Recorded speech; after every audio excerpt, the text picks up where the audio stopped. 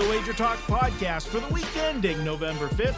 Tonight, we've got another big show lined up. We're going to have William Bernanke come in from CG Analytics. He's going to take us behind the counter and tell us where the money's going this week in college and NFL football action. We also have another segment of Handicappers Corner. Brian Blessing will be joining us in that segment as we're going to talk about the Breeders' Cup Classic. Big race going this weekend. Actually, a ton of big races. We're just going to isolate the big one, the Classic. And, of course, Ralph Michaels and Dave Cokin in studio. Behind the controls, Mark Seidel, and I'm your host, Marco D'Angelo. Let's get this party started. And our first guest tonight is William Bernanke. He is the manager of CG Analytics. You can follow William on Twitter at the Moneyline Guy.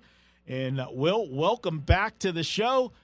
Big week coming up this week, Will. A lot of big games, college and NFL action.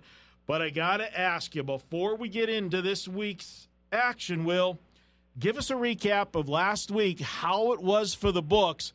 And then I've got the big question for you. How much money did that kneel down by Todd Gurley cost the books last week? Because that's one that had four-way implications. It was not only the point spread, but it also was the over and under decided on that kneel down. Tell us what happened. Yeah, Marco. As far as that kneel down goes, it didn't really have as much impact here as it may have at other books. As far as the total goes, it did help. But as far as the point spread, we were taking Packer money throughout the week and even up till kickoff. So a lot of people but it was interesting because a lot of people bet that game early, +9 who took the Packers. And then we had some people actually laying 7 with the Rams. So when he went down to a knee, the key big liability was the money line on the Packers. A lot of money line bets on Green Bay, especially by public bettors, and that helped.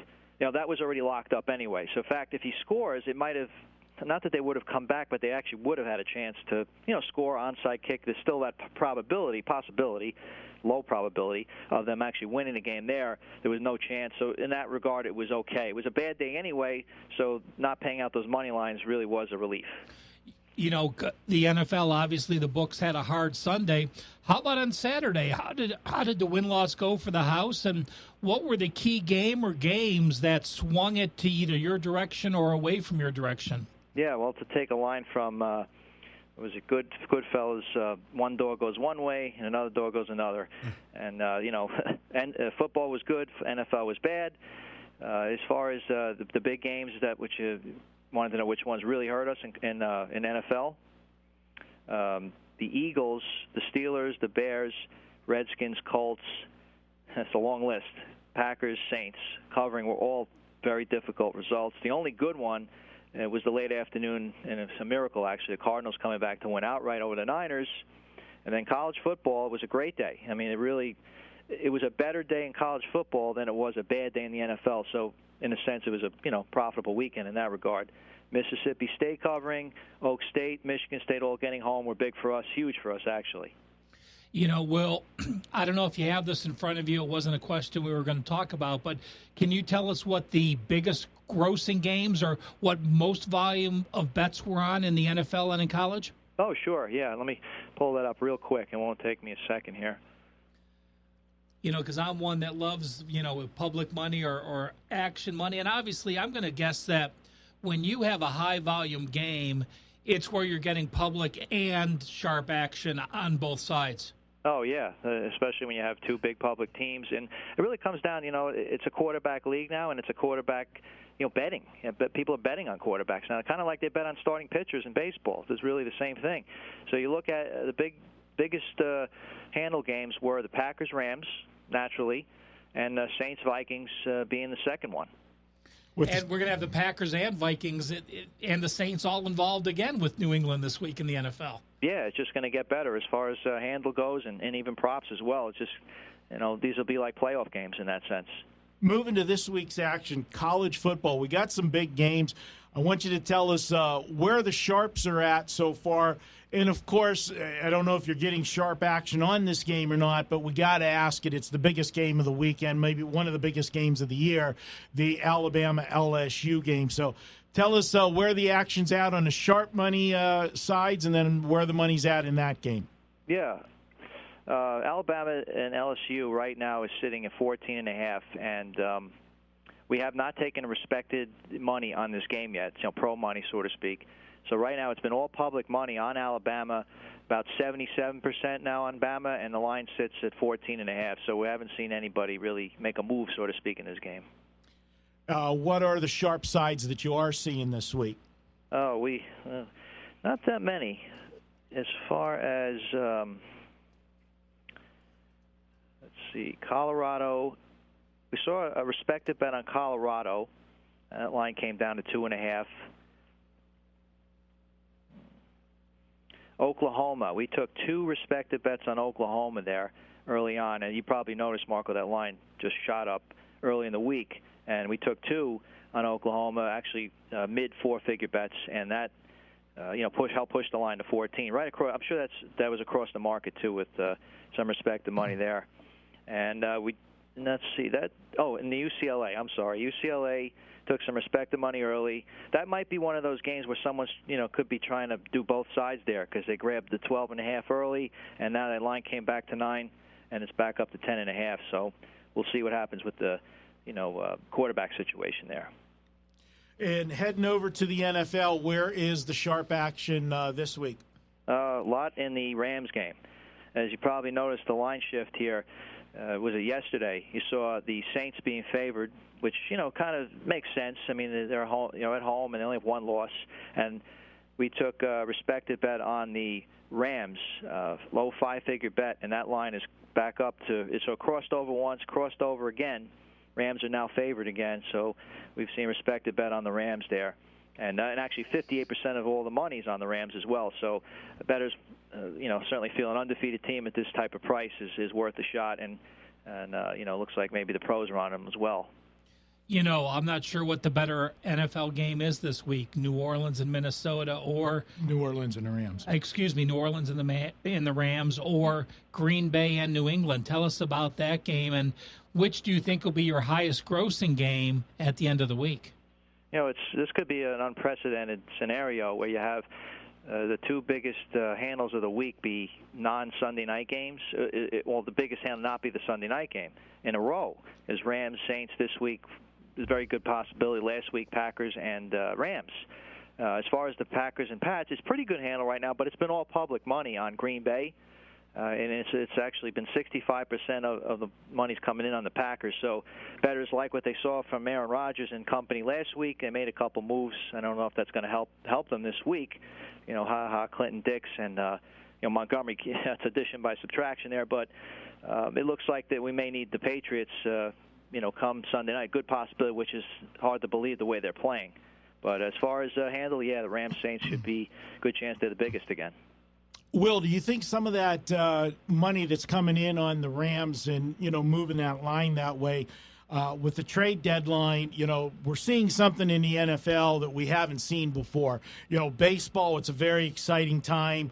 NBA, it's the same way when they come to that trade deadline. A lot of moves are being made.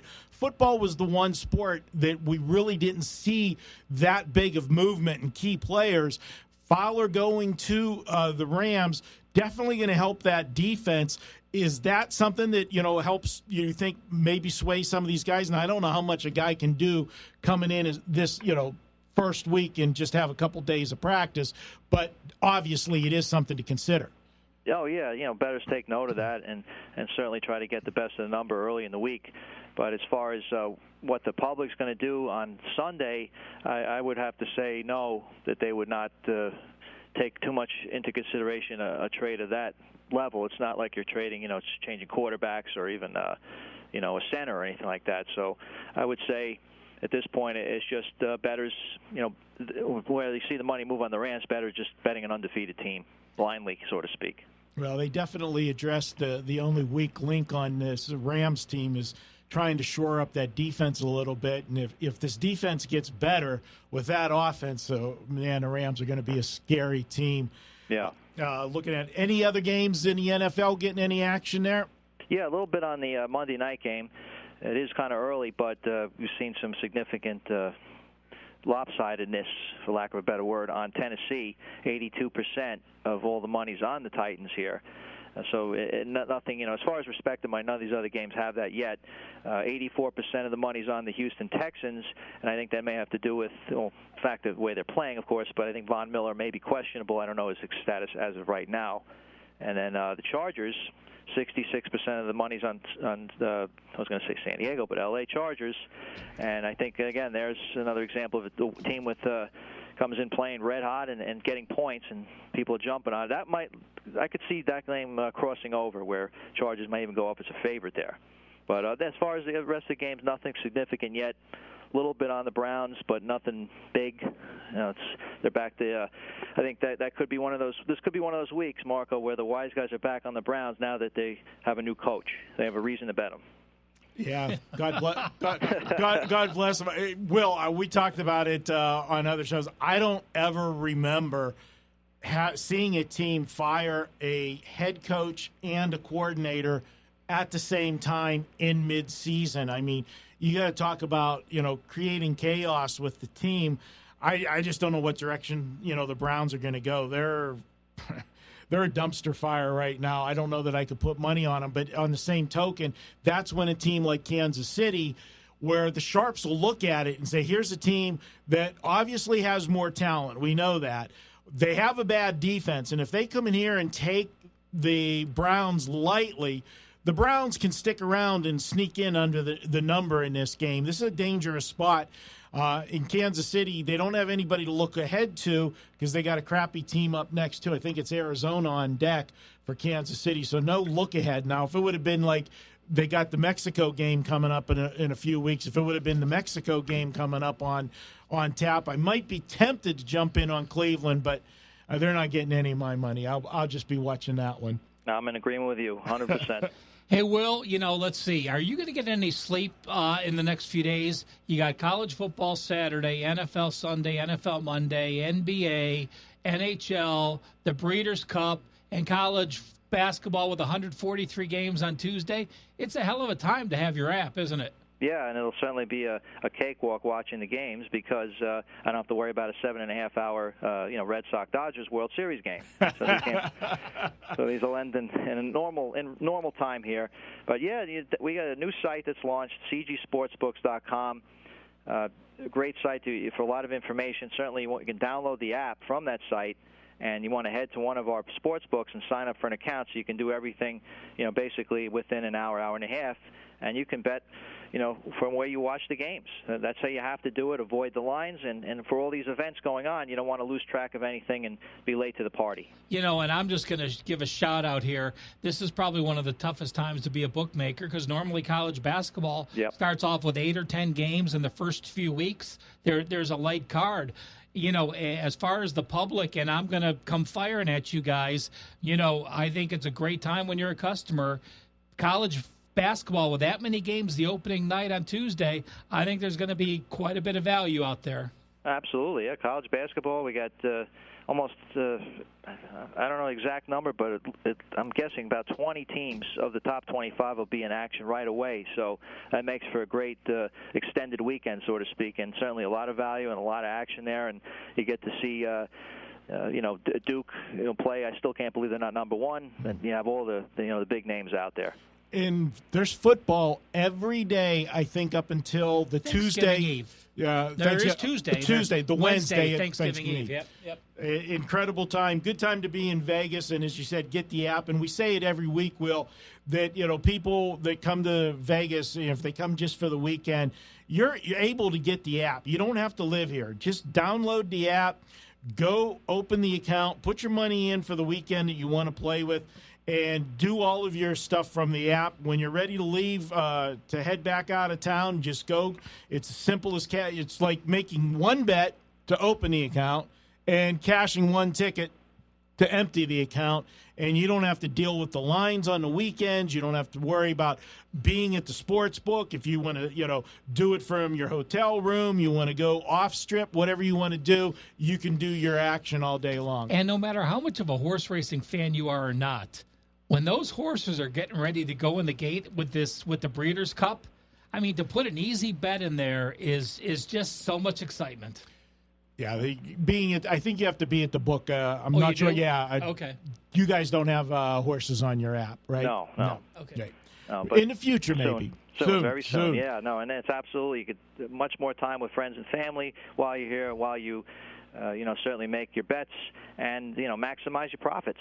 Yeah, and if you're in town with your significant other, you can get those bets in while you're at dinner. Oh, wait, I got to go to the restroom, honey, and get that halftime bet in there and not get in trouble. All right, Will, hey, good stuff. Hey, and kudos on the show on Sunday with you and Kelly. That thing's gaining a lot of traction. People love that, and if you're not familiar with it, it's the 2-minute warning with Kelly and Will on Sunday mornings. They do it inside of 60 minutes to 90 minutes before kickoff on Sunday, and Will update you on, all of where the sharp money's coming in and how the action's going on Sunday morning, so you can find out where those sharp sides are and square sides and where all the money is. I know for me, when it comes to the NFL, Will, I know you guys have had a couple bad weeks for the house in the NFL the last few weeks, but when the season's done and they tally up all of the wins and losses, the book's usually always on the winning side. Usually, yeah, always on the winning side. We want to give the bettor some hope. Come on, yeah. And so I like to ride with you guys because you get the money. I saw the September figures for the sports books in Nevada, and everybody that was crying the last 2 weeks of the NFL, you guys are still doing quite well. Yeah, just fine, and it will. I'm sure we'll finish up fine. And, yeah, I always look forward to that segment. Thanks, Marco. Work hard on it, and it definitely is a great thing that we thought of, and it's really informative for everybody, and it's certainly exciting, too, at the same time. You're getting really the best information, right before kickoff, so you get the real see where the cold, hard cash is really going. That's it. Money talks. Bullshit walks, as they say. Good stuff, Will. Hey, thanks for stopping by. As always, we'll talk to you next week if your schedule permits. And we're going to step out for a quick break. And when we come back, it is Handicapper's Corner. We're going to talk Breeders' Cup Classic up next here on the WagerTalk Podcast. It's Manic Monday, and that means every pick at WagerTalk.com is just $9. Get a play in any sport valued at up to $30 for just $9 each and every Monday at WagerTalk.com.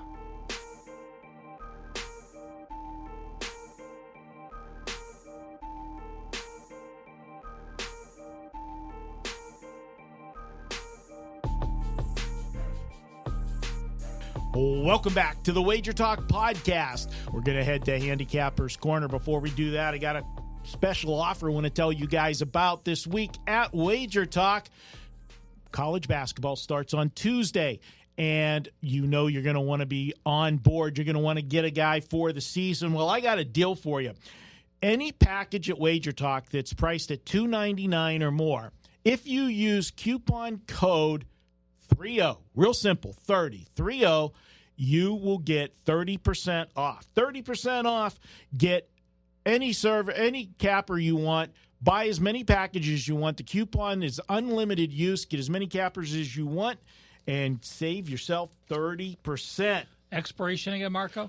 Monday, midnight. It's good till Monday midnight. College Take hoops advantage. tips off Tuesday. Make sure you get on board at WagerTalk before Monday night at midnight. All right, for Handicapper's Corner, we're going to bring in Brian Blessing joining the show now. We're going to talk Breeders' Cup Classic. And, Brian, welcome to the show. I want to tell our listeners you're a staple here in staple in Vegas. You're around town all over the place talking on your Sportsbook radio show, and that is from noon to 2 weekdays here in Las Vegas, and you can pick that up on KHSP 1400 here in Vegas. You're also around town when we have horse racing. You do some seminars, and you will be doing a seminar tomorrow night at Sunset Station. If you're in the area, stop by. What time is that seminar, Brian? Hi, guys. How you doing? Yeah, tomorrow night, 6 to 7:30. We'll be in the Race and Sportsbook over at Sunset Station in Henderson. Chuck Esposito and I, along with Rich Ing from the Daily Racing Forum, Steve Davidowitz, and Hammer and Hank Goldberg is going to be there. So we'll be diving into Saturday's card there. It'll be fun. You know, we're going to talk horse racing here. Brian, of course, is known for his hockey. And, you know, I'm going to plug another podcast I'm on, Adam Burke's Bang the Book, that I follow Brian on Tuesday. And Brian also gives great golf tips. He gives you golfers each week that he's playing. So, you know, you talk about these main sports, but there's a lot of value in these off sports that we're talking about. Take advantage, players, because you can really make some real money with this information. And you can follow Brian on Twitter at Brian Blessing. We'll have a link to that with the show where you can follow Brian at. Brian, it's a big weekend, and unfortunately for me, I am a big horse guy. I'm a big guy, period. But, you know, horses, it's not something that I'm a guy that just jumps on board, you know, because it's the big races. I actually own race horses. But this is my busy time of the year. 14 races for the Breeders' Cup. I can't do all of them. I'll be involved in the Classic, and we're going to talk about the Classic tonight. I want to get your views on it. And the first thing I'm going to ask you, the horse that's been the most consistent horse this year in the big races, everybody loves Accelerate. But, man, he drew the 14 post position. How hard is that going to be for him at Churchill Downs? I don't think the post route's a big problem there. I mean, we think of the Kentucky Derby, and they have a field of 20, and many horses have won from the auxiliary gate, which is 15 and out to 20. And it's such a long run on that first stretch. The first time by the grandstand, outside horses, and he's got tactical speed. I think he'll be able to work out a trip. And in some respects, I would say it may actually be a benefit for Accelerate. I mean, he wants to sit just off the pace, so I don't think there's any reason as they come by the finish line for the first time, angling into that first turn, that he's not able to work out a trip and be sitting third or fourth at worst. There's definitely, we're getting the best of the best here in the Breeders' Cup, but there's some intriguing horses. I want to get your take on a few of them. I know there's a horse that you like in this race. Tell us about the horse and why you like him so much and a little bit of a price. Yeah, I like Yoshida, the number 10, and Jose Ortiz has the mount here. This horse is the defending Turf Classic champion, and all of a sudden on September 1st shows up at 1 1/8 in the Woodward at Saratoga and rolled in a Grade 1 event from off the pace and put up 102 Beyer. And watching this race, it was ultra impressive.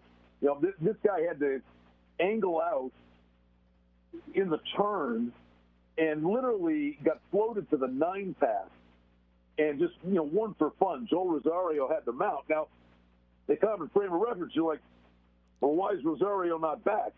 Well, it's the biggest thing to flatter this horse is Rosario's riding Accelerate. And we all understand why. Right. So Ortiz gets the mount here. And I think Yoshida, if this one saves some ground in that far turn, turning for home, how ultra impressive is that to, in your 11th career race, go on the dirt for the first time, win a Grade 1 with a 102 Beyer?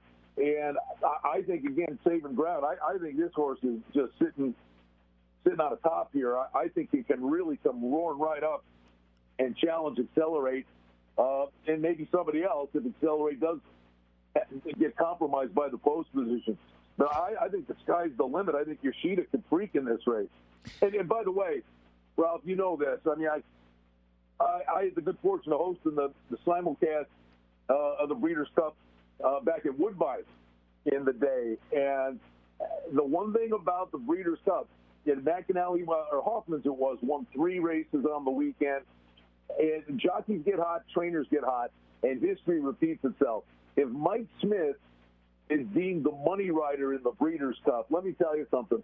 Bill Mott is the money trainer. I think at Drosselmeyer and some of these other horses, that he's been able to just be ready to fire a monster shot off a layoff. You know, Brian, we talked about this. We were at the Sunset viewing party, and Brian hosted the Sunset when the Vegas Golden Knights have the parties there. And the last time they were back at Churchill, Mott, of course, was the trainer for Drosselmeyer. And then I looked up Yoshida, and I'm sort of new to horse racing, and I'll tell you what, how impressed I was. This is a jockey that started in 2012. He was number 91 on the money list. In 2013, he was number 11. In 2014, he was number 5. In 2015, he was number 4. In 2016, he was number 3. In 2017, the last year they had the earnings, he was number 1, won the Belmont. I mean, you can't get a better jockey combo, plus a trainer who won the race last time here at Churchill with the Breeders' Club Classic. Well, Margot, I think the other thing I'd throw at you, again, Rosario was aboard on the dirt track win at Saratoga in early September. But it's not like, Ortiz is hopping on this horse and, he's got to get to know the horse. He's actually been aboard this guy, and he was the jockey when this one won the Turf Classic last year. So basically, the jockey and the horse are being reunited. So I think there's a level of familiarity there that the jockey's very familiar with the horse, albeit not on the dirt track.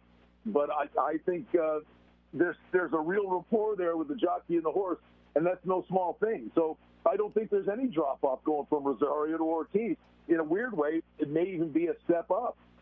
For a horse I'm going to throw at you that intrigues me because I think the sky is the limit. We haven't seen anything of this horse because, unfortunately, he was on the path for the Kentucky Derby, and an injury took him out of the Derby, and now we're seeing him resurface. And you talk about, a money jockey. It's also a money trainer, and Bob Baffert and Mike Smith, when these two guys connect, especially whenever they connect outside of the state of California when they go on a big race, they have been money. And McKenzie's a horse that I don't think we know how good this horse is yet. I go back to the Derby prep race when this horse and Bolt Doro had that classic stretch drive, the two of them back and forth the whole way down the stretch. McKenzie ended up winning that race but was disqualified for coming out into the path of Bolt Doro. This horse only has 3 starts this year. They had the layoff. They brought the horse back in September. First start off the layoff, they go to the Pennsylvania Derby and just, put up a 107 buyer figure.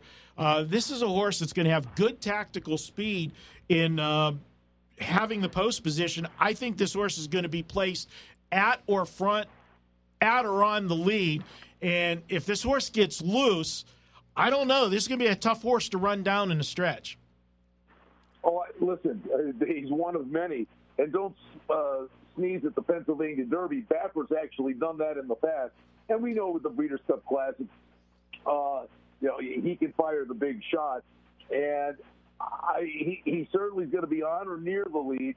The one thing I think they got to be a little leery of here is Smith and Velasquez with Baffert's runners right adjacent to one another, 6 and 7. West Coast likes to be on the front end too. So clearly, West Coast is going to go for the lead. I would look for Smith to let West Coast clear him and sit just behind West Coast. But the last thing a trainer wants is to get in a speed duel with his own horses. Absolutely. I agree with that. What other horses intrigue you in this race? Well, I said I'm really high. They're all great. That's the one thing with the Breeders' Cup guys. I mean, you can make a case in virtually every one of these races for 8 or 9 horses. It's truly a Rubik's Cube you're trying to put together. I'm in with Yoshida, and Accelerate I do think is not going to have a problem. I think we'll angle over and get good position. And, in fact, I can see Accelerate actually coming over and getting clear of West Coast, which would even further impact McKenzie going into that first turn. So I think there's a truckload of speed. The one I think that could really blow it up from an exotics perspective would be Gunnavera at 20-1 with the Rider Ortiz aboard. This one just comes from flat out of the clouds and actually comes out of the race, was a runner-up to Yoshida. So, if you're flattered, if I like Yoshida that much and Yoshida beat Gunnavera by a couple of lengths, I'd be nuts not to include Gunnavera in there. They're coming out of the same race and the same layoff. And I think the pace structure of the race could set it up for Gunnavera to be third or fourth for the Super. So for me, it's going to be 10, 14, and 4. That's how I'm going to play it. One more horse I want to throw at you. Actually, two horses. Catholic Boy is a horse that's on the improve, but this is definitely a big step up. He ran a big race in the Travers, and, it looks like a light bulb went off on this horse, but that light bulb kind of coincided when Costello, which I think is one of the best jockeys in the country, jumped on this horse 3 starts back and 3 for 3 with him in the irons, and the horse is going up on the buyer figures every start, 96, 99, 104. Does this horse, is this too much to ask of him in this big of a race with, a lightly raced horse? I don't think so. And the case I'd make for Catholic Boy, and I think maybe you saw it on display, that race in the Travers. Right now we're watching 2-year-olds. We're going to have the juvenile on Friday. 4 or 5 of those horses are going to come into that race, and they're going to compete in the Kentucky Derby. Well, what's going on physically in between the ears from a 2-year-old to a 3-year-old is night and day. But many of these horses are late blooming 3-year-olds. So, Catholic Boy may have figured it out. Who knows? I mean, this horse could have put a couple 100 pounds or 100 pounds on, and it kind of grew into his frame. And all of a sudden, Catholic Boy is what he was in August, and he may be even better because now he's at the tail end of his 3-year-old campaign. That's the one thing. The horses I've got are all 4-year-olds, so we kind of know what they are. But the 3-year-olds can absolutely freak at the end of a 3-year-old campaign. Just to recap for our listeners and those that aren't used to horse racing, Brian talked about how many more horses are capable here. Put it in perspective. Kentucky Derby, $2 million jackpot prize. Breeders' Cup and about $1 million. And the Preakness and the Belmont about $1 million. The Breeders' Classic $5 million. So the Kentucky Derby is $2 million. This is a $5 million race. Don't sell it short. It's $6 million. Oh, sorry, it's $6 million. So again, any horse that has the possibility to be here, they only allow 14 in. It's not like the Derby where they have unlimited. So again, like Brian said, any horse in this race is capable of winning it. It is. Go ahead, Brian. No, this is just the one thing I would say, guys. I mean, the Classic gets the lion's share of attention, and obviously we'll have a big say, conceivably, in Horse of the Year honors. But the undercard, even the allowance races to start the day, there are real defined opportunities and boxcar payoffs that are out there. I've been sitting here doing some work on this and starting to gear up, and pick 3s and pick 4s. Honestly, I mean, you could do a $12.50 pick 3, and I'm not making this up. I mean, it could be a $20,000 pick 3. The 50-cent pick 3 costs you $12. You can make $10,000 bucks. It's not insane. The pools are so big, and all you need is one long shot to, start a pick 3. Specifically, if the long shot's on the front end, starting a pick 3 or a pick 4, the sky's the limit what it could pay. I'm going to give you one long shot that I think has a shot to make this ticket, and it's a horse that a lot of people really got down on this horse after the Kentucky Derby, and that was his one bad race, and it was a situation I think he just absolutely did not like the slop that day at Churchill, and people are going to go to point to that, and I think he's going to be a forgotten horse, but I think he can run on the ticket, and he's going to give you a price if he does, and that's number 9, Mendelssohn. After that Derby, they gave him a break, comes back in the Dwyer off of a layoff, finishes third. He was sitting second most of the race, tired in a stretch off the layoff, comes back after that into Travers, runs second to Catholic Boy, and then last time out finished third, had the lead again, gave it up late. But I'll tell you what, let's not forget, this is a horse that last year did win a Breeders' Cup race at Keeneland. Don't leave him off the ticket, in my opinion. I'll have him on some of mine on the bottom end, and he could help blow up a ticket for a nice price. Believe me, I mean, the prices galore all over the place. In fact, what I said, too, is Friday and Saturday, don't be afraid if you see a jockey get hot. I mean, Jerry Bailey used to do it all the time. Mike Smith does it all the time. Maybe a Florent Giroux. But I've got Ortiz on top of Yoshida in the Classic. But it's one of the plays I really like the most is the same jockey, and it comes in the fourth race, and I think it's a hidden gem, is the Breeders' Cup Turf Sprint. And it's the number 6, Rainbow Air at 12-1. This is a Philly Park, or what's Parks now is what it's called, in Bensalem, Pennsylvania. This horse is based in Philly, and it's a hidden nugget because no one would think this, but the best turf sprinters throughout the course of the year are based at Parks because the purse structure is the highest for the 5-furlong turf dashes. And I think there was a Parks horse last year, ran big, possibly ran second in this race. And I like the number 6, Rainbow Air, in race number 4.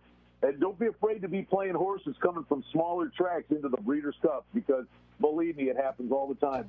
Yeah, if the owners are pumping up the money to be in these races, they don't just want to feel all warm and fuzzy having a horse there. I know there are some people that do that, but I can tell you as a horse owner myself, if I'm putting my money in for the starting fee on a big race, I better believe I've got a good shot because I don't like parting with my money. So, rightly so. Hey, listen, you know better than anybody as a horse owner. I used to work at a racetrack for 5 years. They eat a lot. Yeah, so does Marco. Yeah.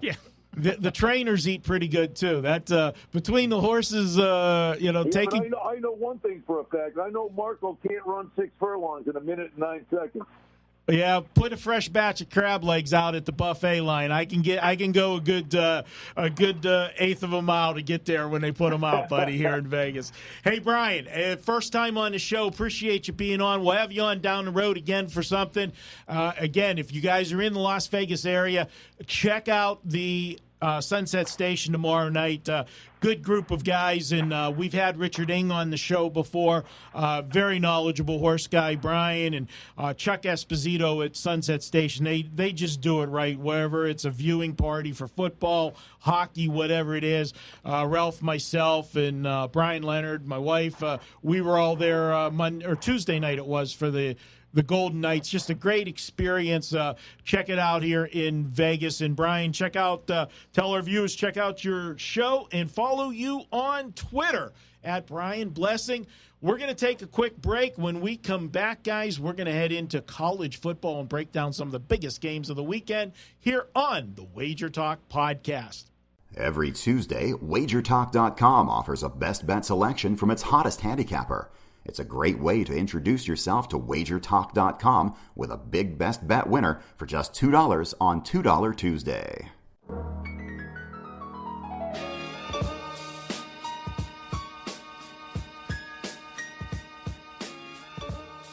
Welcome back to the WagerTalk Podcast. We're going to head to the college football action, but before we do, we want to tell you this segment is brought to you courtesy of uwager.eu. Get a 50% sign-up bonus using promo code WT50. When signing up, this offer is exclusive to WagerTalk customers. Get 50% sign-up bonus with coupon code WT50. All right, guys, as we head into college football this week, there's only one game we can start with. I mean, we got to head to the SEC, the big one, Alabama, LSU. Alabama, guys, 2-touchdown favorite on the road against LSU. I'll start with you, Ralph. Alabama, they've been so good, we haven't seen the starting quarterback in the fourth quarter. Are we going to see him in the fourth quarter this week? Well, I think so. And, he's banged up. So you don't know he's banged up. Hurst is banged up. You don't know exactly what you're going to get out of him. I do want to throw out the angle at the top of this. It's still very valid. If you bet Alabama in the first half and bet against them in the second half, you're 15-1 against the spread this year. So they get out to those quick starts, like you said. But I look at Alabama and I look what they've done on the road. They had a neutral game against Louisville. They played at Mississippi. They played at Arkansas. They played at Tennessee. Well, two of those defenses are 100 or higher. Tennessee's the best defense they faced, which is number 56. LSU has the number 6 defense. The game being at night at Death Valley is my highest-rated home field edge. It matches the whiteout at Penn State. I think LSU is a dog that getting 2 touchdowns to me, there's value in that spot. I'm not going against Alabama. There's no chance. I'm not going to be on them either. So, I think you're paying the price because it's Alabama. But their power rating is so ridiculously high right now that you just can't play against them. They're 10 points better than the field. And that's absolutely incredible. No question. I've had my college power ratings for about 8 years, and they're the highest team that I've ever had in power ratings. They've even gone higher than the Leonard Bush USC teams. I basically don't have a power rating. They have the way I set mine up is 0 is dead average, and minus is actually good. I know that's just the way I can figure it. They're minus so much right now. The other side's unplayable for me. So I haven't played an Alabama game yet this year because I don't want to lay 9 million points. But I don't want to go against them. And here, it's 2 touchdowns, but is that too much for Alabama? I don't know. Marco, I'm not on my ticket. Alabama has not been tested. They get out to such big leads. What happens if this game is close in the first quarter? But what happens if it's not? To me, it's more likely it's not. They'll go out there, they'll make their statement, and then good luck to LSU trying to hang around and cover. But they can't do that if they get behind early. LSU's done. Yeah. You talked about the first half stat, and it is amazing, and we've seen that Vegas is actually shading those first half numbers now. I got to tell you, and it boggles my mind, guys that win and defer against Alabama. Why are you giving them the football first? I think if LSU wins the toss, they need to take the football, get the crowd in it, and you know what? This might be the spot where Alabama, because they are fading that number. I want to see what have anybody seen the first half number yet on the game?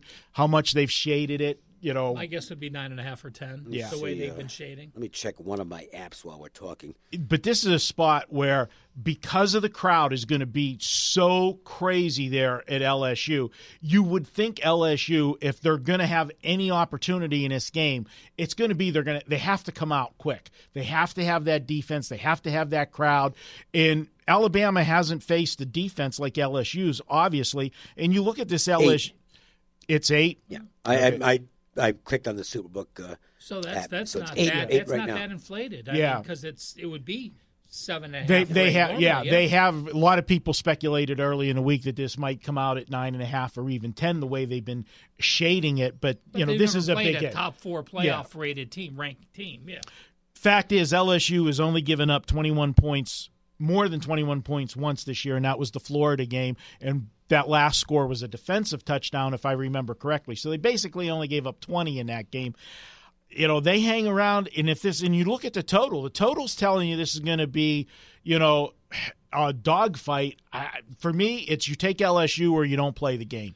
That's how I'm looking at it. And most likely, I'm not going to be involved. I'll be a spectator watching this one. One historical bit of information, and again, Alabama's taken the bar away where history doesn't mean anything when you're talking about this. But LSU, in their last 64 home games, they've only lost one game by over 10 points.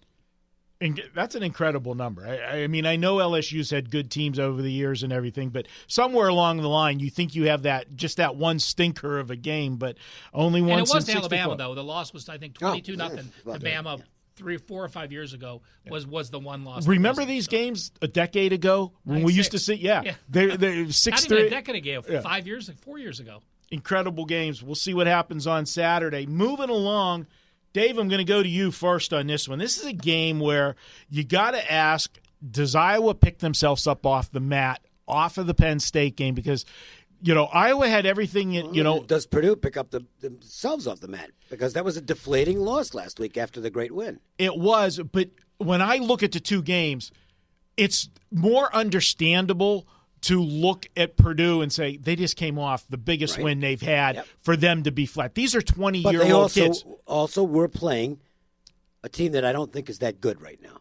Yeah, but Michigan, I agree with you. It's still going on. Better team. It is going on the road after a sky-high win, and it showed. They were not good in that game. And they were never ahead whenever it counted. No, so, and look, they still had a chance to kick a field goal and send the game to overtime. I had Purdue in the game. I took a chance, even in the situation, and obviously lost the game.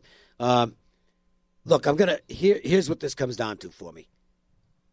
This is a time of year where I do use stats and some stat tendencies to make plays, or at least to support plays or get me out of plays. And in this game, you've got a team that's outgained all but one opponent in yards. The only game they lost in yards was minus 11 yards against Wisconsin, and that was on a late score by Wisconsin. They actually had controlled the stats in that game. They're also a dog that allows less than 100 yards per game rushing. These are historically play-on teams late in the season. I think this is a toss-up game. I think the teams are almost dead even. To me, dead even game, you give me a field goal, I take the field goal. So I know the handicappers are going to mostly come in on Purdue here, but I would prefer Iowa. Ralph, you look at this one and you look at Iowa.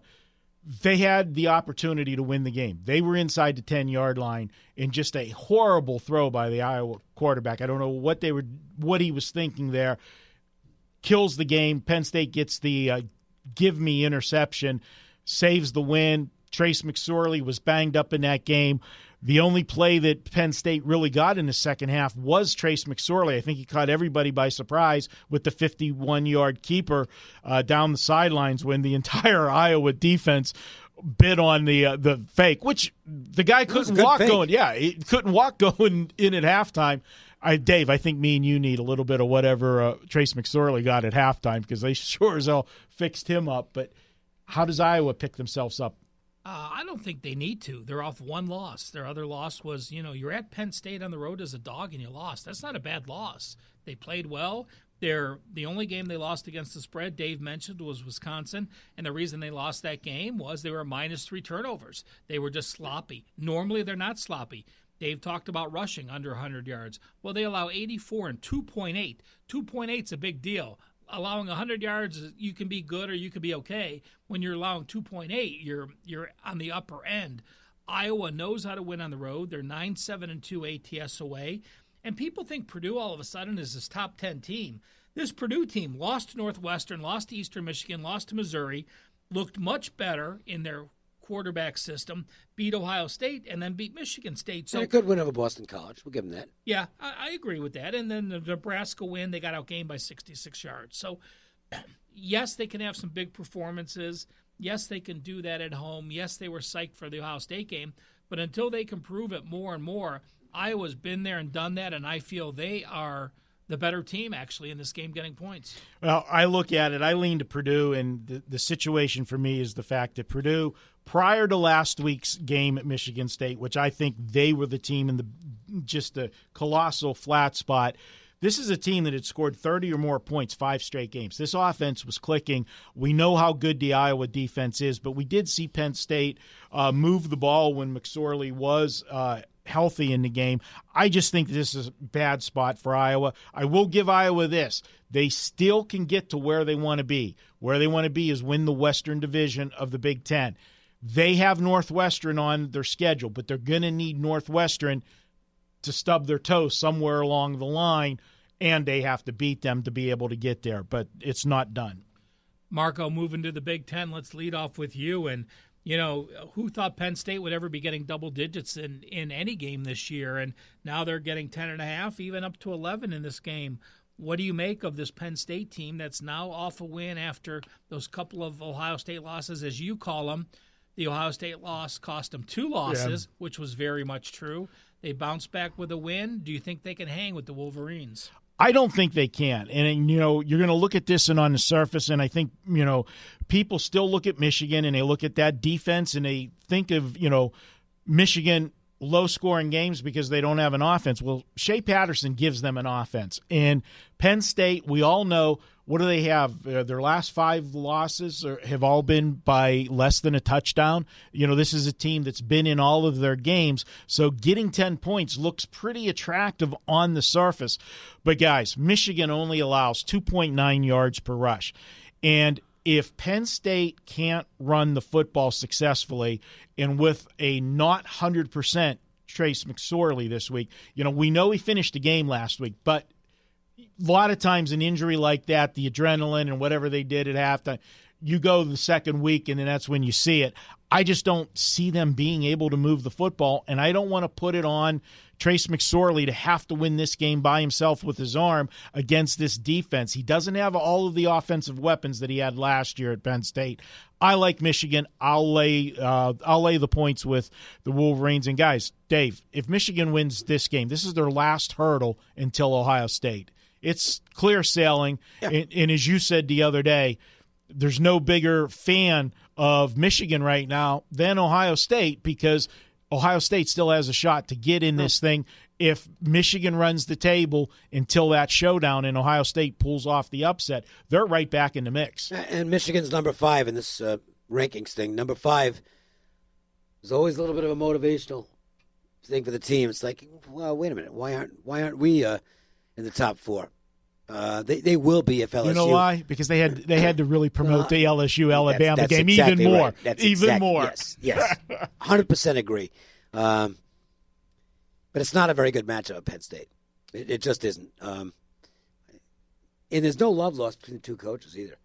I don't think Harbaugh and Franklin are sending each other Christmas cards. So if Michigan gets a chance to make a statement here, they're going to. They ran up the score. Both coaches ran up the score 2 years in a row. 2 years ago, it was that bad loss to Michigan that cost Penn State consideration for the championship. And when Penn State got them at home last year, he didn't take his foot off the gas in that game. And I think Harbaugh will do the same. Ralph? I agree with you guys. I think Michigan's the side here. And, we had Will Bernanke on earlier and talking about sharps and squares, and this is a game where you see Penn State, and yes, they're 6-0 as a dog, and yes, all their games are close, that I think Joe Public's going to be on them. But, the stat that impresses me more than anything, Michigan has played 8 games. They've held 6 of those opponents to a season low on defense. Their defense is getting to be in the historically good range with Patterson. I think they get it done. I think there's value on the Wolverines, even laying double digits. Going to the SEC, there's another marquee matchup in the SEC this week.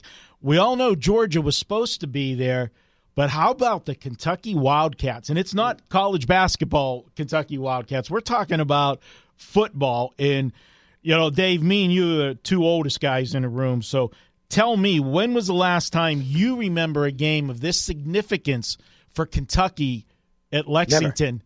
Biggest home game ever, no question. Never, not in football. This monumental game. Can they pull it off? They've outplayed their talent. They're good enough now in terms of being able to find ways to win games, so that they're a dangerous team at this point. Wilson's not a great quarterback, but he makes plays when they matter. They've got a dynamite running back, and now they managed to pull out a game where he didn't run well, which is a plus for them. Everything's going right for them. The problem is that Fromm broke out of his slump last week for Georgia, and Georgia looked like Georgia last week, and Georgia is a top 4 team when they're right. And I don't know that Kentucky can stay around for 60 minutes against a team of that level. I do think Kentucky's going to give them a battle early, but I think eventually the talent on Georgia is just going to be too much for them. Ralph? I agree. It takes something to be able to be good enough to get to this game.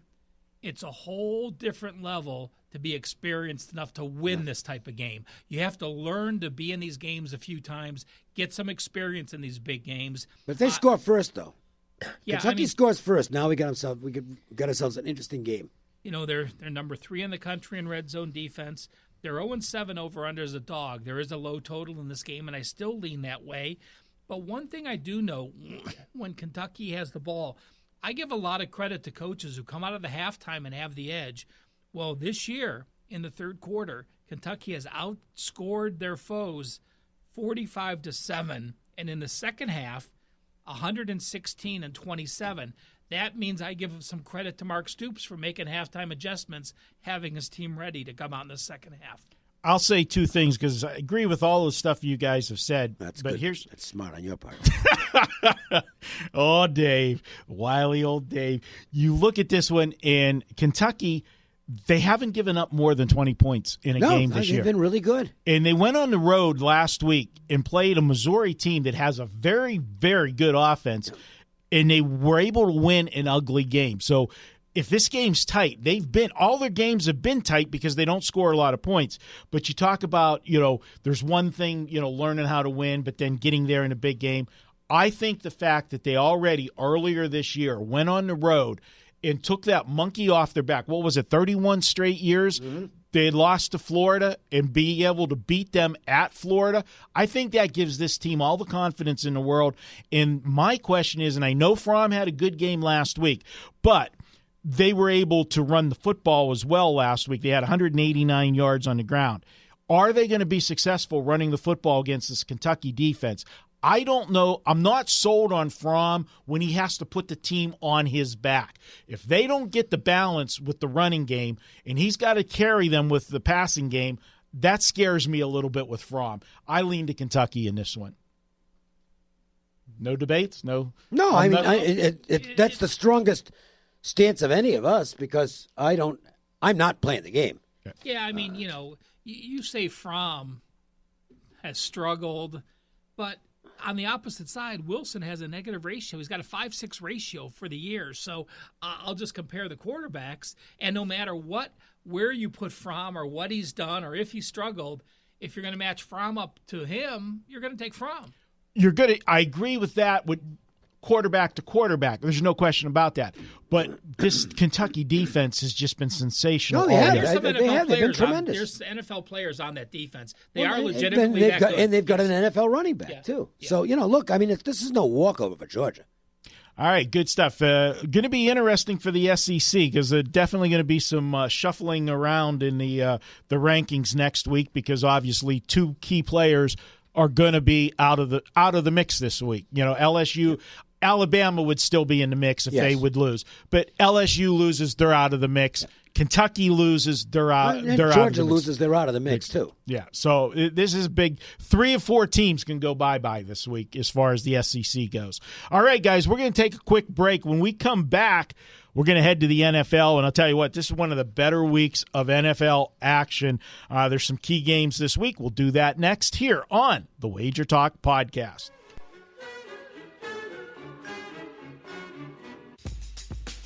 Welcome back to the WagerTalk Podcast. We're heading to the NFL, and if we're going to head to the NFL, guys, let's just get it out of the way and start with the game. This is the marquee matchup of the week, no question about it. We've got the undefeated Rams against the one-loss New Orleans Saints. This is for home field advantage, it looks like, for the playoffs, guys. I'll start with you, Ralph. Biggest game of the season, who are you looking at with the Rams and the Saints? Well, 3 weeks ago, I mean, the look-ahead line on this game would have probably been Rams 3, and then all of a sudden the Saints start playing well and keep winning. Saints, they're playing good ball. And now all of a sudden you have the Rams as a dog. I've gone back and forth in this game, and the Saints have such a powerful home edge. I think I'm going to end up leaning with them. It's not going to be on my card, but I do have a couple interesting stats for both teams. Since 1980, NFL teams that are 8-0 playing in Week 9 are 17-2 straight up. This is the first time any of them have been a dog.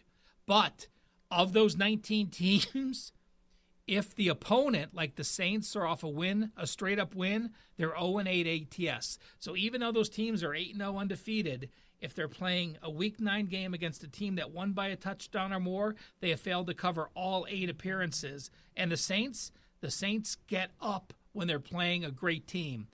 They're 14-1 ATS against undefeated teams after week 1. So if you're 1-0, it doesn't count. But any other time when they're undefeated, they're 14-1, and the Saints are 12-0 ATS when they're facing an opponent with an 800 win percentage or higher. Saints play well against good opponents.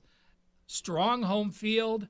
I'm going to give my lean. It won't be a play of mine by any means. I'll be watching it to the Saints. Rams are, I believe, the best team in the league. I love the trade they made this week with Jacksonville. Absolutely love the trade. I thought Fowler, a first-round pick, who now is going to be a second or third DE, just rushing for 12 or 15 plays, probably going to get a sack and a half a game. Edge rusher. Yeah. That's a totally. huge gain. But then they didn't give up that much. What, third and a fifth? Yeah. Are you kidding? And I think that's one of those deals that's going to excite the team, which is always good. Look, I mean, the Saints are good. There's no question about that. A legit football team, but if you're just power rating this game, the Rams +3 is a take. It's that simple for me. I mean, I'm not looking at anything else, no situational stuff. I'm just looking at this from a strictly numbers point of view.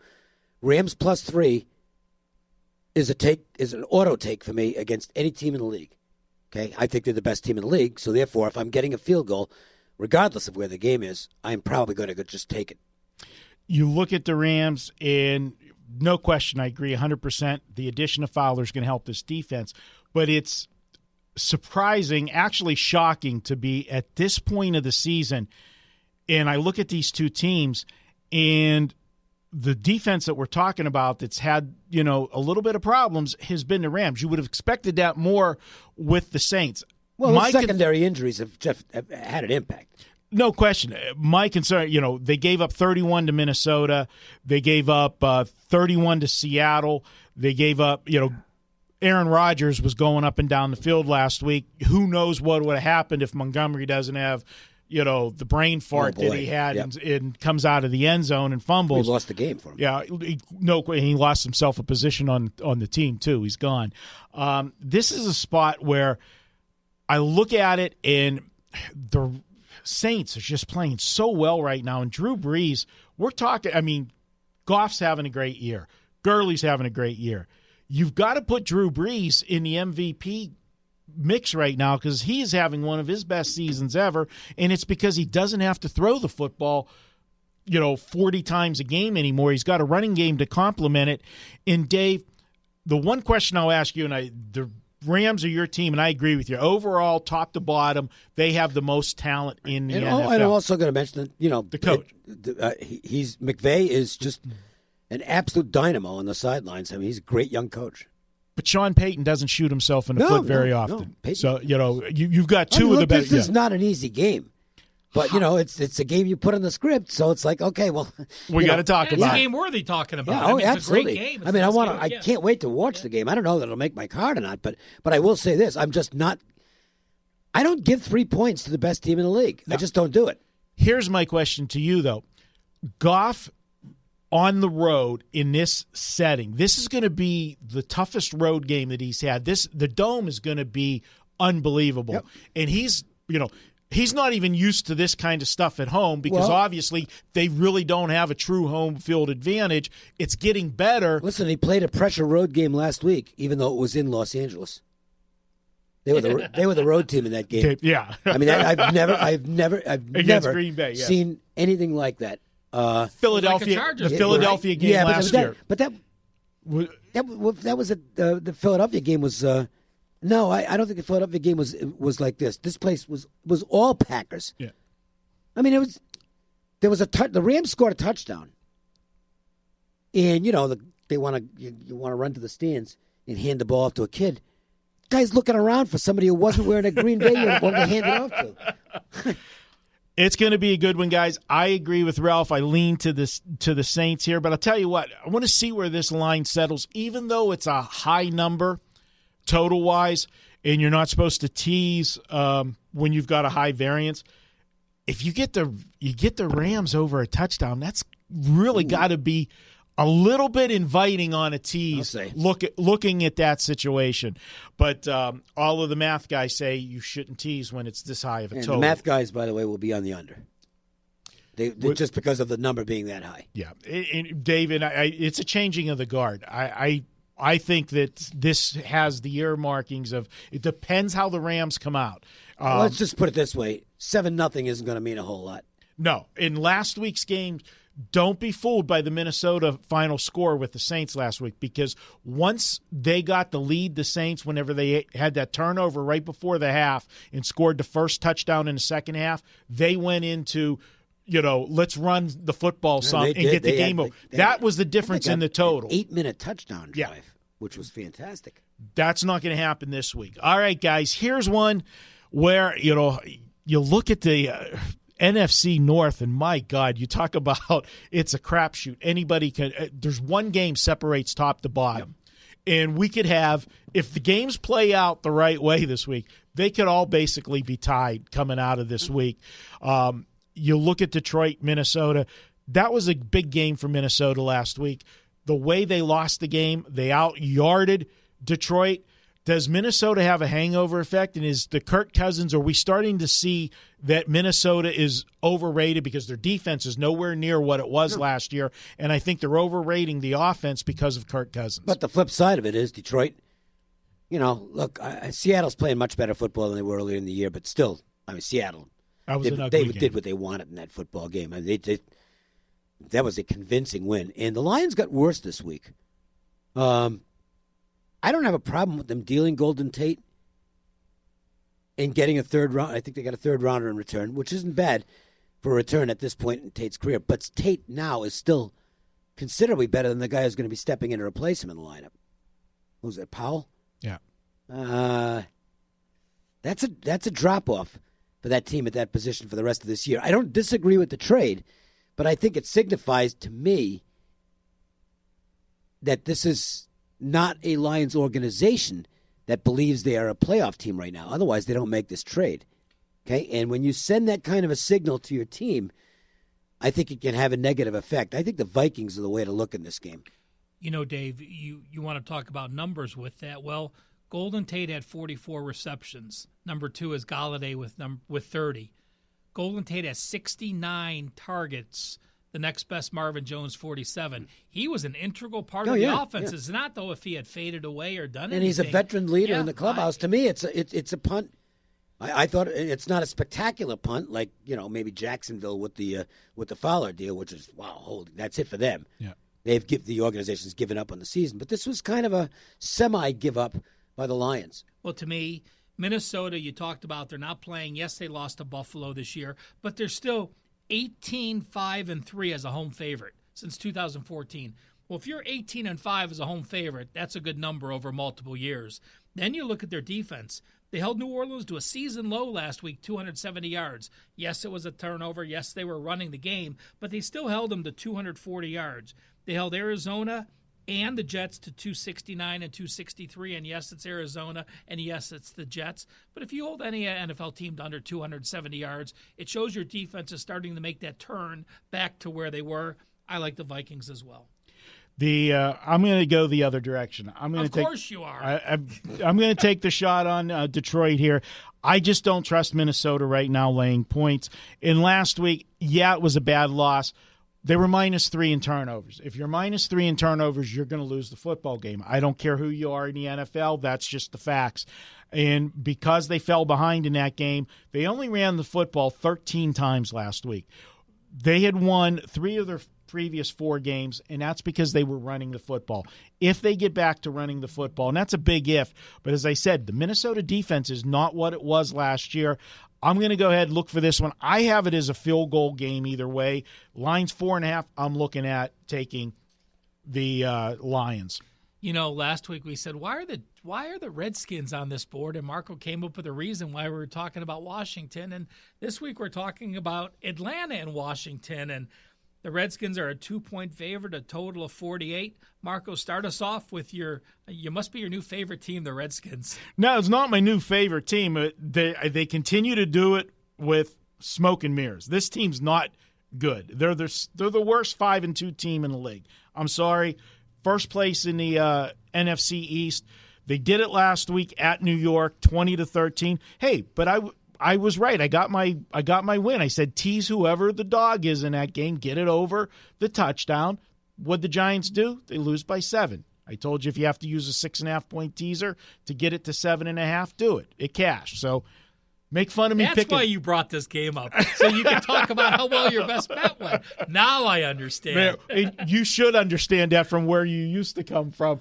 I used to love the write-ups at North because remember whenever they would talk about a college game and it'd say, back in 1983 we had a 5-star on this matchup. But you look here, I'm looking at Atlanta. I actually like this game a lot. Atlanta's coming off their bye week. They're going in and playing a Washington team that's dinking and dunking their way down the field.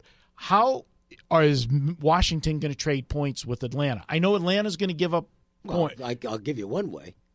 They get to play the Atlanta defense. They do. Hey, there are two teams worse. They're only number 30 in the league. Yeah. That defense stinks. But, dink and dunk Alex Smith, he did it again last week. No, they're playing smart. They don't have a lot of talent. He's getting the most they're out playing. Gruden's doing a nice job with this team. They're playing smart football and finding ways to win games. You can't knock a team that's doing that. You can't. But I'm getting a couple points with Atlanta. I don't see Washington listen, and it's Atlanta's. Look, it's the season. This is the season for Atlanta. Coming out of their bye week, they have to win this game. I'm not a must-win guy, but I do factor that in terms of maybe taking me out of a game. And I think that's kind of where I am in this game. I don't really trust Atlanta right now. They're in a must-win situation for a reason. They've lost a lot of games they probably should have won. And they can lose this one too. But, they're still, they're talented on paper. And they have to have this game. So, I'm going to disagree with you, Marco. Really? There you go. There's a shocker. You know what? You can say what you want about the Washington offense. Their D is number 4 in the country. They allowed 447 yards at New Orleans. Every other game has been 350 yards or less. They've won the turnover battle in every game except one. Alex Smith isn't making mistakes. He's doing Alex Smith. He's managing the game. Absolutely. You have Atlanta, who's 2-8 ATS their last 10 road games. Washington 6-1 their last 7 home games. I think it's going to be a lower scoring game under the total, and I'll take the better defensive team. I think this is a sell potential.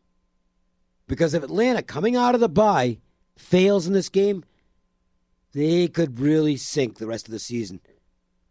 Would you agree with that? Absolutely. I think this is a really big game for them. Them and New Orleans were basically tied for the favorite in the South. Right. Well, they can forget about that. Yeah. Atlanta's only shot now is wild card. And, where they are, another loss here, and it's going to be almost impossible for them to make the playoffs. This is going to be something that we'll be talking about in the next couple of weeks. There's going to be more teams presenting itself. Yes. But Atlanta's going to be a classic example. I think they're the first of these so-called quality teams to be faced with a dire straits. We better win this or else game, and this is it. And if they lose it, as you said, you fade them because this is a team 2 years ago that was in a Super Bowl and should have won the Super Bowl that year against New England.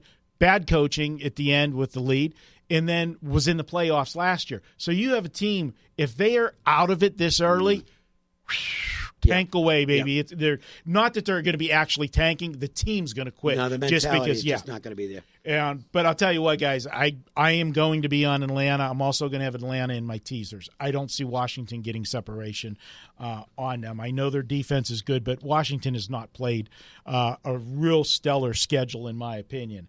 All right, let's save the last one. I'll go to you, Dave. It's got the New England Patriots. Oh, boy.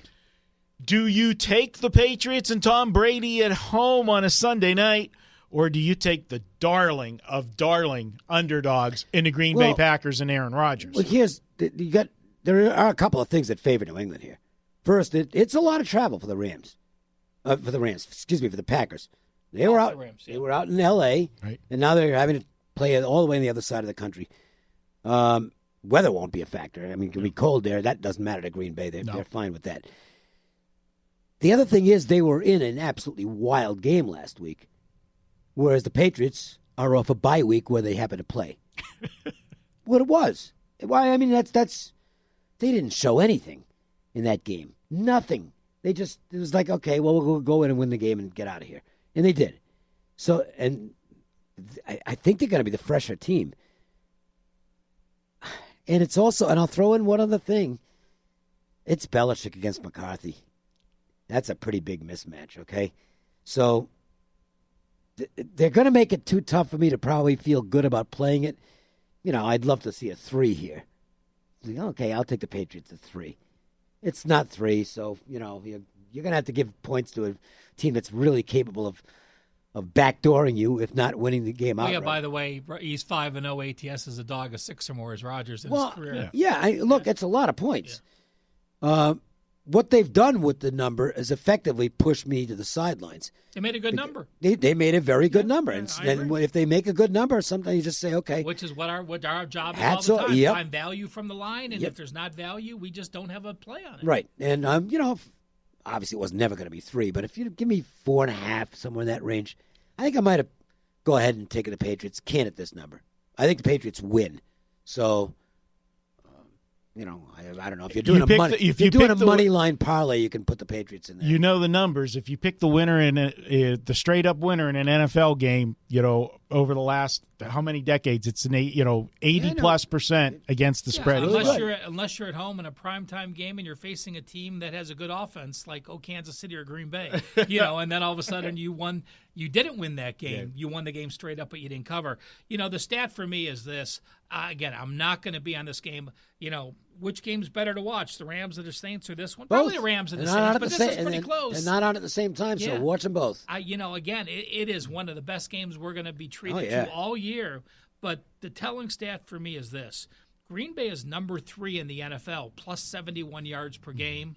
New England is getting outgained this season. Their defense isn't doing it. Their offense. They are. I'm not saying that to be snotty. They're a very efficient team. Right, they have been, and I agree with that. When you have those big leads, you give up yards, and I have no issue with that. But there's still something to be said about that wide of a gap between Green Bay getting those points. If I had to make a play, it would be on the Packers. Well, for me, it's New England, and to me, this is the best. You disagreed with Ralph again. What a surprise no, that's a preferred situation. Yeah. This guy. Who owns who? The crab legs that I'm still waiting for. Still haven't gotten those. Huh? I still haven't gotten those. I'm trying to find a special. It's all you can eat. And the Silver 7 has it for $19.99 on Fridays, but I can't find a coupon. I can't spend $20 on Marco's Deli. All you can eat. All you can eat Friday nights. Yeah. I can honestly say I've been coming to Vegas since 1984 was my first trip. 1995? 1995. A big. Wow. I was driving I'm telling you what, they must pack them in.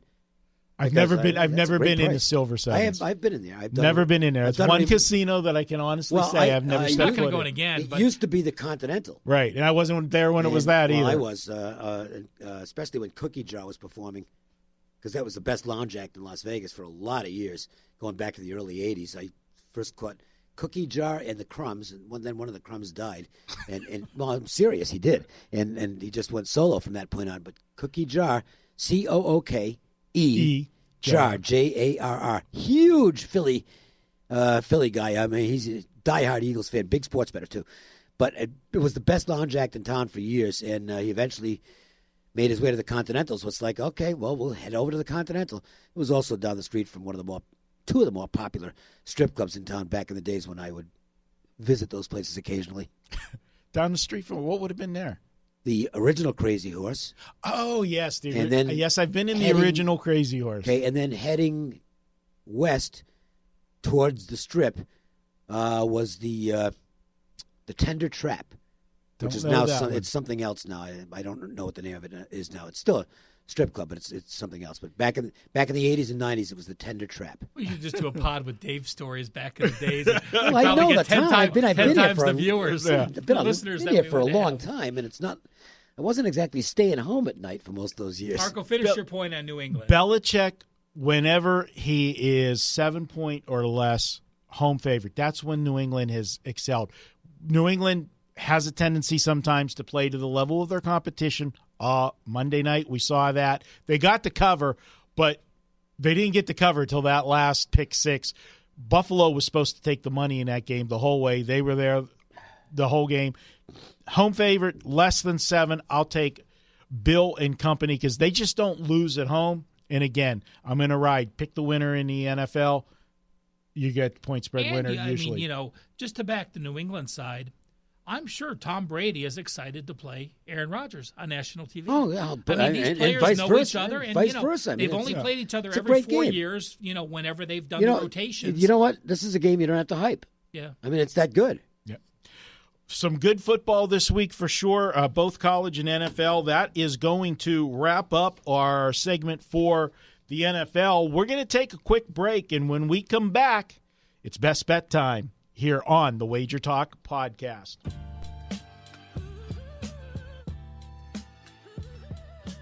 Welcome back to the WagerTalk Podcast. We're heading into the best bets, and before I get to the best bets, guys, I want to tell you about a special deal we've got this week at WagerTalk. Guys, we've got college basketball tips off Tuesday night. We've got a deal for you guys. We know a lot of you guys are going to jump on board, want to buy somebody for the season for college basketball. Any package you want, any package that's priced at $2.99 or higher, if you use coupon code 30, it's real simple, 30. Just put that in at checkout. You're going to get 30% off any package you buy. That's a season package, monthly package, anything over $2.99. That deal's going to be good through Monday, November 5th at midnight. And, of course, Tuesday is when all the action starts. And, guys, this is a fun time of the year. Think about it. 30-day all access, normally $325, $90 off. You're basically getting 30-day all access, all these sports for about $200 with code 30. Great deal. Great deal. Do it. All the sports go, and this is they can get multiple people, correct? Right. There's no limit on how many times you can use that coupon. All right, guys, it's best bet time. What do you guys say? Is that a Pittsburgh thing? Coupon? Coupon? Coupon. Where I've always said coupon. I'm coupon. Yeah. But see, I don't want to be anything to do with a Pittsburgh thing. Well, you just I'm Cleveland, so maybe it's a Cleveland thing, and Pittsburgh just copied. You never know. Pittsburgh has a whole language of its own. Are you soda or pop? Soda. See, I'm pop. Yeah, we had pop. But it depends on what part of New England you go to, because in other parts of New England it's pop. There's that accent coming out. Other parts of New England. I would say Yuns. We never said that. Yeah, that's a Pittsburgh. That's a Pittsburgh thing. And there's so many. You go to the South Side in Pittsburgh, and it's quite an experience. Best bets. We're going to go to you, Dave. All right. You got a college play for us. You're going back to the scene of the crime last week. Texas A&M let you down. Are they going to do it for you this week? Well, I'm more against Auburn here than I'm on Texas A&M. See, what Auburn has, we've got a little bit of a track record now with Auburn in games that don't matter, and it's not very good. Okay, you can go back to the bowl game last year where they were terrible in that game against Central Florida. We've already had a couple of games this year where it's like, Jesus. They have a big look-ahead game. This game means nothing. I mean, I'm sure Malzahn's going to try and sell his team that it does, but it doesn't.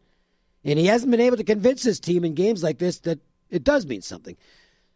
Next week, Auburn isn't going nowhere this year, okay? They're just going to some bowl game. They've got 3 conference losses, so they're out of the race as far as the conference title game. They're out of the race as far as the playoffs are concerned. 3 losses at this time of year. You're not in it. Getting close to be out of a New Year's Day bowl. Yeah. I don't even know how much that means. Yeah. We saw what it meant last year. Nothing. Okay? They got Georgia next week. That's the team that knocked them out last year in the SEC title game. That's a big look ahead. I know they want that game. I don't know if I'm not saying they don't want this game, but it is, if you do believe in scheduling dynamics, this just is not a good spot for an Auburn team that has shown at least a short-term track record of not performing well in games of this type, or ilk, if you want to use a fancy word there. A&M lost last week. I like the idea of taking an A&M team that didn't play very well last week at Mississippi State. And by the way, I think in terms of line value, you're getting plenty of it here because I think Mississippi State's better than Auburn. And you're getting more here in this game than you got last week at Mississippi State. So I think in value and the scheduling dynamics, I think A&M's a good bet this week, and we'll see if they can get there. I'm having a nice run in college football. I mean, it's been a good season. You're looking at 2 years total over 2 years on every one of the plays they posted at WagerTalk. Marco can even figure out the percentage. Marco, percentage 63% 1 year, 63% the second year. What's the overall Well, it actually average? went up a little bit. It went up because I had a 6-3 week last week. So even And then we've gotten to the 64 mark now for 2 years on all the plays. I've got a 5%, which I posted fairly early in the week on a game that nobody gives a shit about. Okay, except the money. Wins, the money doesn't absolutely. care. Okay, it's not an attractive game. It's not one of the big games, but I think it's a great bet, and I've got some other plays that'll be up. And so get a package. College basketball about to begin. I'm not going to have a lot of volume at the beginning of the season, but I think what I do put out hopefully will be quality. We get the NHL. No NBA. I'm not doing it until the playoffs. And by the way, the hours I'm saving, nice. Gives me a chance to watch some Gunsmoke reruns. That's pretty good. Anyway, get in while the getting's good. It's been good lately, and I like the card this week. Dave, you talked about scheduling dynamics. How about the coaching dynamics as well? For Auburn, you have a team that was a potential championship, Stidham a potential Heisman, and Malzahn turned out to miss on that. Malzahn is 5-5 straight up his last 10 games. That's horrible for an Auburn team that's almost a favorite in every game, while A&M has an exciting new coach who they know is going to take him to a new level, that's playing well, and now trying to rebound them. Didn't play well last week, though. And actually, that could be a plus for him. Yeah, but a coach now to motivate you moving forward to what you can do. Yep. Look, they've got a guard. The one thing Auburn can do, they can rush the passer. So Mon's got to be, he can't panic and make bad throws in the coverage. But if he plays smart, A&M's going to win. All right, let's go to you, Ralph. Who are you looking at this week? We talked about this team, and this is a game that's going to be on my card. It's going to be one of my WagerTalk plays, and it's Michigan minus the points. It was 10.5. It's now going to be 11. I talked about their defense, their historically good defense, holding 6 of 8 opponents to season lows. You talked about McSorley not being healthy. You have a Michigan State offense that's improving.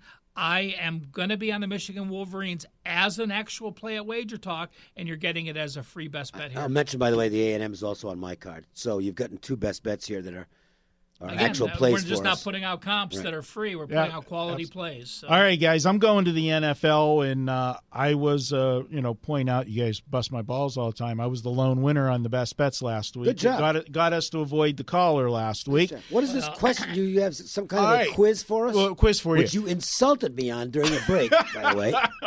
All right, I'm going to throw. We had a camera in between the breaks. Who's the last switch hitter to win the American League MVP? Oh, here we go. It's like the only good trivia question I know. Do you have any idea? I don't know. Yeah, it's Vita Blue.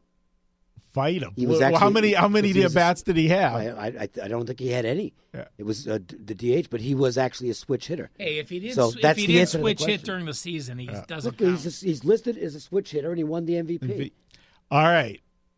Tell me what NFL team over the last Steelers over their last 19 games is 15-4. 15-4 over their last 19 games. Can I get a clue? So 15-4. We are straight 8 up. games this year. Straight up. 15-4 straight up. And they're an underdog this week. Wow. It's not the LA Rams. I don't know. I want a clue. Oh, Pittsburgh Steelers. No, they're not. Well, they are an underdog. Yeah. They are an underdog. The LA Chargers. Oh, yeah. Well, wait a minute. Are they still underdogs? They're still underdogs. Last I looked, they were plus 1.5. No, double check that. Now we're calling Marco out. No, he's trying to get us out. Marco's giving us a false play. I'm just talking to you guys as Seattle's -1. Okay. Across the board. Painted across the board. Those 4 losses that they had, they finished last year at 10-2. 10-2 run. Their 2 losses were to the New England Patriots and Kansas City. They're 5-2 to start this season. Their 2 losses are to the Rams and to Kansas City. That's a pretty good 19 game. They shouldn't schedule Kansas City anymore. Can they move divisions? They can move. That's a pretty good run over 19 games. It is. And they're an easy team not to think about because nobody goes to their games and they're kind of anonymous. But they are a good team. That's another. I didn't even consider that. No home field advantage. No, none. None at all. And this is a team. My whole premise is they're flying under the radar. They're coming off the London game. Rodgers has like 17 touchdown passes. Too. I mean, he's having a good year. This is a spot where Rivers. Rivers is having one of his best seasons, and they don't have, they get healthy. Remember, they've done this without Bosa in the lineup for San Diego on the defensive side. Still should have lost to the Titans. Well, they should, but they didn't. Again, Vrabel made a decision that I didn't agree with at the time. Your team was dominating at that point of the game. Go into overtime with the momentum and win it there. And he didn't give his team a chance. He gave him a chance to win, but he also gave them a chance to lose the game. He should have went into overtime. But I like the Chargers. Everybody's jumping on, the Seattle bandwagon all of a sudden. They've won 4 of their last 5 games. Well, let's go backwards. They beat Dallas, 3rd game of the season, when Dallas couldn't score any points at all. Then they beat Arizona, one of the 2 worst teams in the NFL. After that, they had the gutsy game against the Rams, division game, everything. That was a great game. Their best game was the game they lost, that one. I'll agree with that. And then they beat Oakland, and then +3 in turnovers last week against Detroit. They were good against the Lions. This is a team that I think right now is overrated. I think the wrong team is favorite. Coming off the bye week with the Chargers, and I didn't even say the wrong team name. I've called them the L.A. Chargers. I don't know how much longer you'll call them that. Yeah, well, I don't think they'll be sticking around L.A. that long. And where do they go? Back to San Diego? I have no idea what they're going to do. Hey, Marco, I have a question for you. They're not going to stay in L.A. I have a question for you. Go ahead. You're now, 7-1 in Steelers games? 6-1. 6-1, and we haven't heard about him. Does that mean there's a play in the offing?